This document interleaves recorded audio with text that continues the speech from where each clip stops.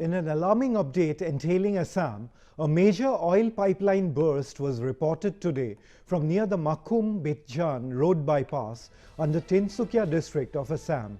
The oil pipeline burst led to continuous crude oil leakage and panic among residents in the area.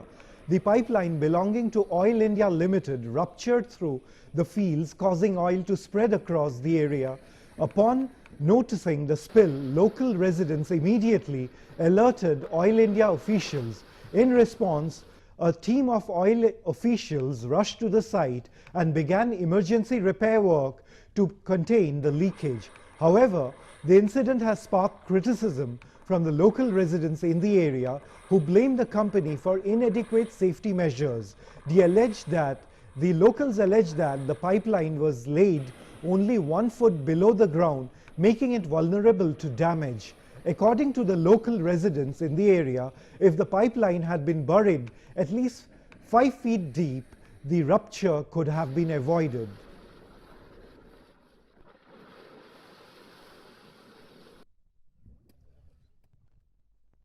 মাকুমৰ পৰা আধা kilometre নিলগত বেতজান ৰোডৰ কাষতেই ইয়াত অইলৰ পাইপ ফাটি আজি তেল ওলাইছিলে আৰু ইয়াত তেল ওলোৱাত ৰাইজে ইয়াত শংকিত হৈছিলে যেহেতু যথেষ্ট তেল ওলাইছে চাৰিওদিশে তেল আৱৰি আছে এইটো হয়তো সবেই ভয় খাই আছে এইটো অঞ্চলত ইয়াত তেনেধৰণৰ কোনো অঘটন নঘটক তাকে কামনা কৰিছোঁ আৰু এতিয়া ইতিমধ্যে অইলৰ মানুহ আহি বন্ধ কৰাৰ ব্যৱস্থা কৰিছে আৰু এতিয়া অলৰেডি বন্ধ হৈছে বুলি আমি দেখিছোঁ।